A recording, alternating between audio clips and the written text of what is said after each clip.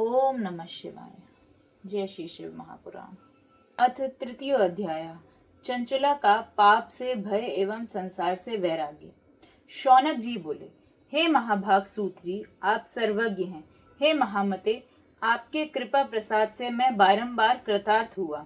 इस इतिहास को सुनकर मेरा मन अत्यंत आनंद में निमग्न हो रहा है। अतः अब भगवान शिव में प्रेम बढ़ाने वाली शिव संबंधिनी दूसरी कथा को भी कहिए।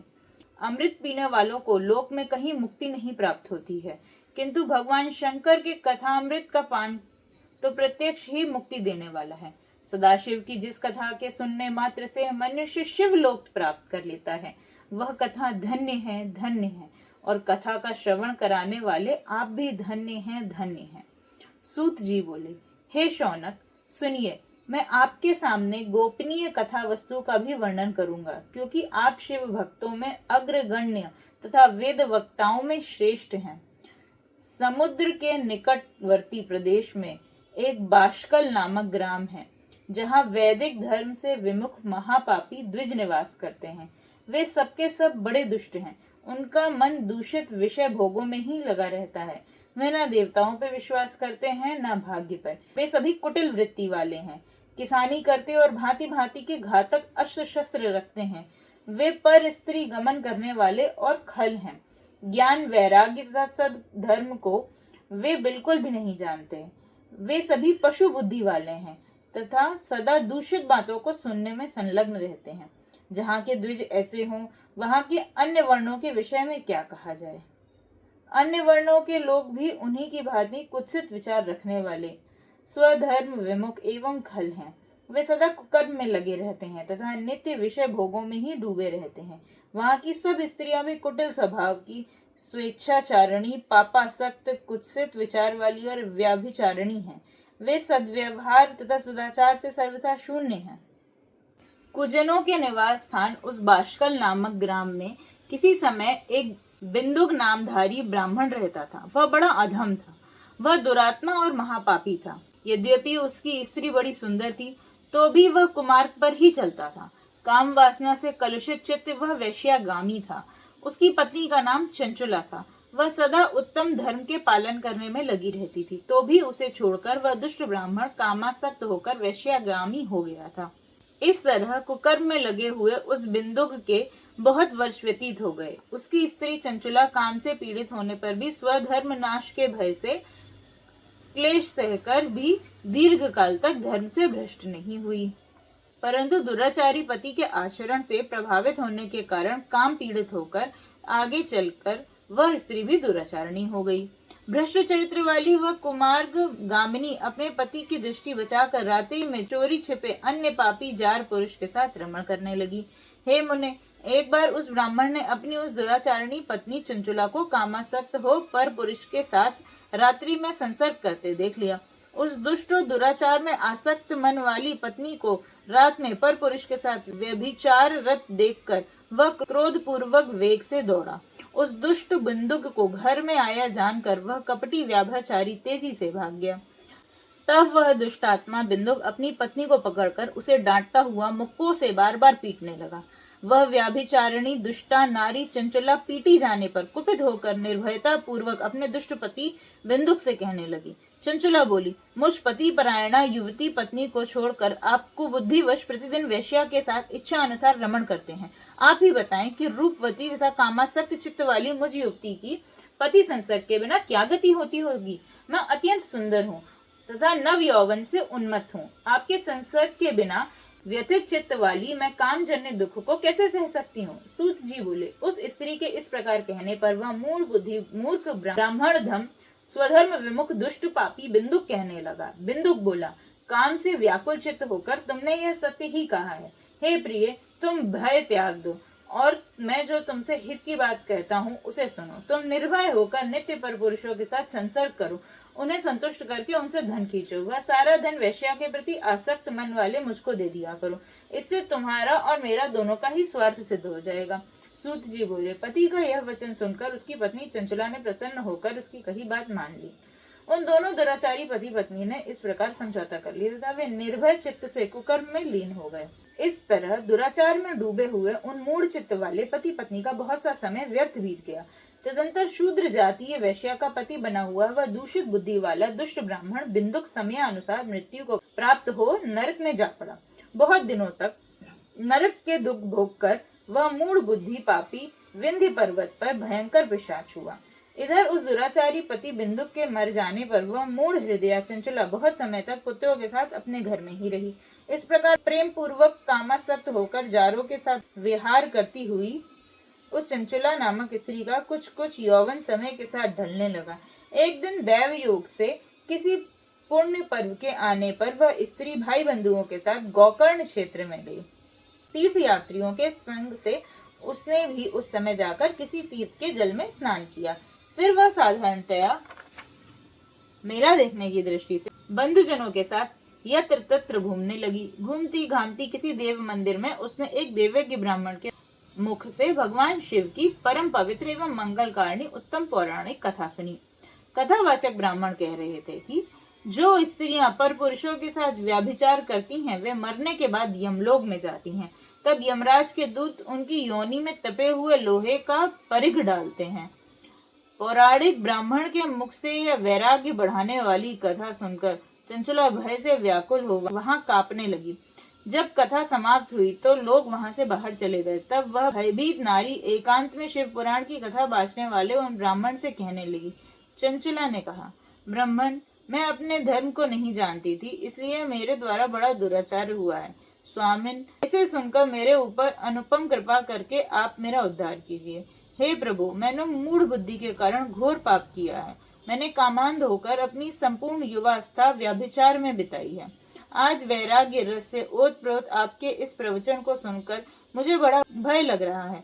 मैं कांप उठी हूँ और मुझे इस संसार से वैराग्य हो रहा है। मुझ मूढ़ चित्त वाली पापिनी को धिक्कार है। मैं सर्वथा निंदा के योग्य हूँ। मैं कुत्सित विषयों में फंसी हुई हूँ और अपने धर्म से विमुख हो गई हूँ। थोड़े से सुख के लिए अपने हित का नाश करने वाले तथा भयंकर कष्ट देने वाले घोर पाप मैंने अनजाने में ही कर डाले। हाय, न जाने किस किस घोर कष्टदायक दुर्गति में मुझे जाना पड़ेगा, मुझे पढ़ना पड़ेगा, और वहाँ कौन बुद्धिमान पुरुष कुमार्ग में मन लगाने वाली मुझ पापिनी का साथ देगा। मृत्यु काल में उन भयंकर यमदूतों को मैं कैसे देखूंगी। जब वे बलपूर्वक मेरे गले में फंदे डालकर मुझे बांधेंगे तब मैं कैसे धीरज धारण कर सकूंगी। नरक में जब मेरे शरीर के टुकड़े टुकड़े किए जाएंगे उस समय विशेष दुख देने वाली उस महायातना को मैं कैसे सहूंगी। दुख और शोक से ग्रस्त होकर मैं दिन में सहज इंद्रिय व्यापार और रात्रि में नींद कैसे प्राप्त कर सकूंगी। हाय, मैं मर गई, मैं जल गई, मेरा हृदय विदीर्ण हो गया और मैं सब प्रकार से नष्ट हो गई, क्योंकि मैं हर तरह से पाप में ही डूबी रही हूँ। हाय विधाता, मुझ पापिनी को हठात ऐसी दुर्बुद्धि क्यों दे दी जो सभी प्रकार का सुख देने वाले स्वधर्म से दूर कर देती है। हे द्विज, शूल से बिंधा हुआ व्यक्ति ऊंचे पर्वत शिखर से गिरने पर जैसा घोर कष्ट पाता है, उससे भी करोड़ गुना कष्ट मुझे है। सैकड़ों अश्वमेध यज्ञ करके अथवा सैकड़ों वर्षों तक गंगा स्नान करने पर भी मेरे घोर पापों की शुद्धि संभव नहीं दिखती। मैं क्या करूं, कहाँ जाऊं और किसका आश्रय लूं। मुझ नरक गामिनी की इस संसार में कौन रक्षा करेगा। हे ब्रह्मन, आप ही मेरे गुरु हैं, आप ही माता और आप ही पिता हैं। आपकी शरण में आई हुई मुझ दीन अबला का उद्धार कीजिए, उद्धार कीजिए। सूत जी बोले, हे शौनक, इस प्रकार खेद और वैराग्य से युक्त हुई चंचला उस ब्राह्मण के चरणों में गिर पड़ी। तब उन बुद्धिमान ब्राह्मण ने कृपा पूर्वक उसे उठाकर इस प्रकार कहा। इस प्रकार श्री स्कंद महापुराण के अंतर्गत शिव पुराण महात्म्य में चंचला वैराग्य वर्णन नामक तीसरा अध्याय पूर्ण हुआ। अथ चतुर्थ अध्याय। चंचला की प्रार्थना से ब्राह्मण का उसे पूरा शिव पुराण सुनाना और समय अनुसार शरीर छोड़कर शिवलोक में जा चंचला का पार्वती जी की सखी होना। ब्राह्मण बोले, सौभाग्य की बात है कि भगवान शंकर की कृपा से शिव पुराण की इस वैराग्य युक्त तथा श्रेष्ठ कथा को सुनकर तुम्हें समय पर चेत हो गया है। हे ब्राह्मण पत्नी, तुम डरो मत, भगवान शिव की शरण में जाओ। शिव की कृपा से सारा पाप तत्काल नष्ट हो जाता है। मैं तुमसे भगवान शिव की कीर्ति कथा से युक्त उस परम वस्तु का वर्णन करूंगा जिससे तुम्हें सदा सुख देने वाली उत्तम गति प्राप्त होगी। शिव की उत्तम कथा सुनने से ही तुम्हारी बुद्धि इस तरह पश्चाताप से युक्त एवं शुद्ध हो गई है। साथ ही तुम्हारे मन में विषयों के प्रति वैराग्य हो गया है। पश्चाताप ही पाप करने वाले पापियों के लिए सबसे बड़ा प्रायश्चित है। सत्पुरुषों ने सबके लिए पश्चाताप को ही समस्त पापों का शोधक बताया है। पश्चाताप से ही पापों की शुद्धि होती है। जो पश्चाताप करता है वही वास्तव में पापों का प्रायश्चित करता है, क्योंकि सत्पुरुषों ने समस्त पापों की शुद्धि के लिए जैसे प्रायश्चित का उपदेश दिया है, वह सब पश्चाताप से संपन्न हो जाता है। जो पुरुष विधि पूर्वक प्रायश्चित करके निर्भय हो जाता है पर अपने कुकर्म के लिए पश्चाताप नहीं करता, उसे प्रायः उत्तम गति नहीं प्राप्त होती, परंतु जिसे अपने कुकृत्य पर हार्दिक पश्चाताप होता है वह अवश्य उत्तम गति का भागी होता है, इसमें संशय नहीं है। इस शिव पुराण की कथा सुनने से जैसी चित्त शुद्धि होती है वैसी दूसरे उपायों से नहीं होती। जैसे दर्पण साफ करने पर निर्मल हो जाता है, उसी प्रकार इस शिव पुराण की कथा से चित्त अत्यंत शुद्ध हो जाता है, इसमें संशय नहीं है। मनुष्यों के शुद्ध चित्त में जगदम्बा पार्वती सहित भगवान शिव विराजमान रहते हैं। इससे वह विशुद्धात्मा पुरुष श्री सांब सदाशिव के परम पद को प्राप्त होता है। इस प्रकार यह कथा रूपी साधन सभी प्राणियों के लिए उपकारी है और इसी कारण महादेव जी ने इसको आग्रह पूर्वक प्रकट किया है। इस कथा से भगवान उमापति का ध्यान सिद्ध हो जाता है। उस ध्यान से परम ज्ञान और उससे मोक्ष की प्राप्ति निश्चित ही होती है। भगवान शंकर के ध्यान में मग्न हुए बिना भी यदि कोई इस कथा को मात्र सुनता है, वह दूसरे जन्म में भगवान के ध्यान को सिद्ध कर परम पद को पा लेता है। इस कथा के श्रवण से भगवान शंकर के ध्यान को प्राप्त कर पश्चाताप करने वाले पापी पुरुष सिद्धि को प्राप्त हो गए हैं। इस उत्तम कथा का श्रवण समस्त मनुष्यों के लिए कल्याण का बीज है। अतः यथोचित शास्त्रोक्त मार्ग से इसकी आराधना अथवा सेवा करनी चाहिए। यह कथा श्रवण भव बंधन रूपी रोग का नाश करने वाली है। भगवान शिव की कथा को सुनकर फिर अपने हृदय में उसका मनन एवं निधि ध्यान करने से पूर्णतः चित्त शुद्धि हो जाती है। चित्त शुद्धि होने से महेश्वर की भक्ति अपने दोनों पुत्रों ज्ञान और वैराग्य के साथ निश्चय ही प्रकट होती है। तत्पश्चात महेश्वर के अनुग्रह से दिव्य मुक्ति प्राप्त होती है, इसमें संशय नहीं है। जो शिव भक्ति से वंचित है उसे पशु समझना चाहिए, क्योंकि उसका चित्त माया के बंधन में आसक्त है, वह निश्चय ही संसार बंधन से मुक्त नहीं हो पाता। हे ब्राह्मण पत्नी, इसलिए तुम विषयों से मन को हटा लो और भक्ति भाव से भगवान शंकर की इस परम पावन कथा को सुनो। परमात्मा शंकर की इस कथा को सुनने से तुम्हारे चित्त की शुद्धि हो जाएगी, उससे तुम्हें मोक्ष की प्राप्ति हो जाएगी। निर्मल चित्त से भगवान शिव के चरणार विंदों को चिंतन करने वाले की एक ही जन्म में मुक्ति हो जाती है, यह मैं तुमसे सत्य सत्य कहता हूँ। सूत जी बोले, शौनक, इतना कहकर वे श्रेष्ठ शिव भक्त ब्राह्मण मौन हो गए। उनका हृदय करुणा से आर्द्र हो गया था। वे शुद्ध चित्त महात्मा भगवान शिव के ध्यान में मग्न हो गए। तदंतर बिंदुक की पत्नी चंचला मन ही मन प्रसन्न हो उठी। ब्राह्मण का उक्त उपदेश सुनकर उसके नेत्रों में आनंद के आंसू छलक आए थे। वह ब्राह्मण पत्नी चंचला हर्षित हृदय से उन श्रेष्ठ ब्राह्मण के चरणों में गिर पड़ी और हाथ जोड़कर बोली, मैं कृतार्थ हो गई। तत्पश्चात उठकर वैराग्य युक्त तथा उत्तम बुद्धि वाली वह स्त्री, जो अपने पापों के कारण आतंकित थी, उन महान शिव भक्त ब्राह्मण से हाथ जोड़कर गदगद वाणी में कहने लगी। चंचला बोली, हे ब्राह्मण, हे शिव भक्तों में श्रेष्ठ, हे स्वामिन, आप धन्य हैं, परमार्थदर्शी हैं और सदा परोपकार में लगे रहते हैं, इसलिए आप श्रेष्ठ साधु पुरुषों में प्रशंसा के योग्य हैं। हे साधु, मैं नरक के समुद्र में गिर रही हूँ, आप मेरा उद्धार कीजिए, उद्धार कीजिए। पौराणिक अर्थ तत्व से संपन्न जिस सुंदर शिव पुराण की कथा को सुनकर मेरे मन में संपूर्ण विषयों से वैराग्य उत्पन्न हो गया, उसी इस शिव पुराण को सुनने के लिए इस समय मेरे मन में बड़ी श्रद्धा हो रही है। सूत जी बोले, ऐसा कहकर हाथ जोड़ उनका अनुग्रह पाकर चंचला उस शिव पुराण की कथा को सुनने की इच्छा मन में लिए उन ब्राह्मण देवता की सेवा में तत्पर हो वहां रहने लगी। तदंतर शिव भक्तों में श्रेष्ठ और शुद्ध बुद्धि वाले उन ब्राह्मण देवता ने उसी स्थान पर उस स्त्री को शिव पुराण की उत्तम कथा सुनाई। इस प्रकार उस गोकर्ण नामक महाक्षेत्र में उन्हीं श्रेष्ठ ब्राह्मण से उसने शिव पुराण की वह परम उत्तम कथा सुनी, जो भक्ति, ज्ञान और वैराग्य को बढ़ाने वाली तथा मुक्ति देने वाली है। उस परम उत्तम कथा को सुनकर वह ब्राह्मण पत्नी अत्यंत कृतार्थ हो गई। उन सद्गुरु की कृपा से उसका चित्त शीघ्र ही शुद्ध हो गया। भगवान विष्णु के अनुग्रह से उसके हृदय में शिव के सगुण रूप का चिंतन होने लगा। इस प्रकार सद्गुरु का आश्रय लेकर उसने भगवान शिव में लगे रहने वाली उत्तम बुद्धि पाकर शिव के सच्चिदानंदमय स्वरूप का बारंबार चिंतन आरंभ किया। वह प्रतिदिन तीर्थ के जल में स्नान करके जटा वल्कल धारण करने लगी तथा समूची देह में भस्म लगाकर रुद्राक्ष के आभूषण धारण करने लगी।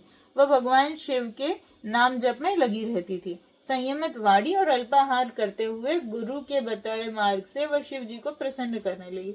हे शौनक, इस प्रकार शंभु का उत्तम ध्यान करते हुए उस चंचला का बहुत सा समय बीत गया। तत्पश्चात समय के पूर्ण होने पर भक्ति, ज्ञान और वैराग्य से युक्त हुई चंचला ने अपने शरीर को बिना किसी कष्ट के त्याग दिया।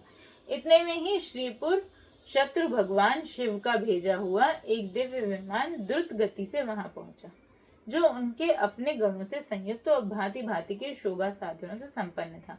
चंचला उस विमान पर आरूढ़ हुई और भगवान शिव के श्रेष्ठ पार्षदों ने उसे तत्काल शिवपुरी में पहुंचा दिया।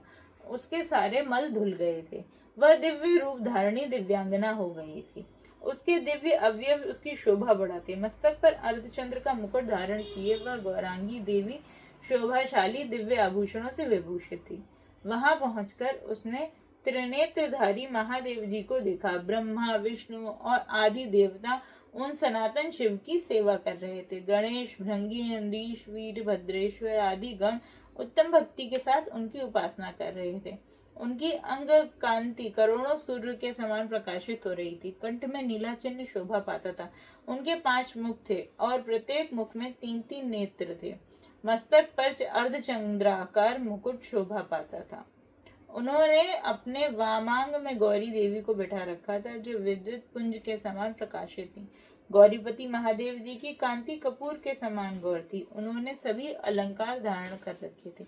उनका सारा शरीर श्वेत भस्म से भासित था। शरीर पर श्वेत वस्त्र शोभा पा रहे थे। वे अत्यंत उज्जवल वर्ण के थे। इस प्रकार परम उज्जवल भगवान शंकर का दर्शन करके वह ब्राह्मण पत्नी चंचला बहुत प्रसन्न हुई। अत्यंत प्रीति युक्त होकर उसने बड़ी उतावली के साथ भगवान को बारंबार प्रणाम किया। फिर हाथ जोड़कर वह बड़े प्रेम, आनंद और संतोष से युक्त हो विनीत भाव से खड़ी हो गई। उसके नेत्रों से आनंद अश्रुओं की अविरल धारा बहने लगी और तथा संपूर्ण शरीर में रोमांच हो गया।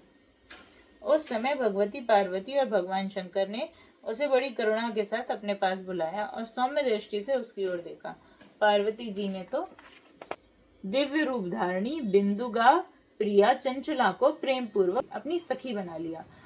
वह उस परमानंद घन ज्योति स्वरूप सनातन धाम में अविचल निवास पाकर दिव्य सौख्य से संपन्न हो अक्षय सुख का अनुभव करने लगी। इस प्रकार श्री स्कंद महापुराण के अंतर्गत शिव पुराण महात्म्य में चंचला सद्गति वर्णन नामक 4था अध्याय पूर्ण हुआ। ओम नमः शिवाय।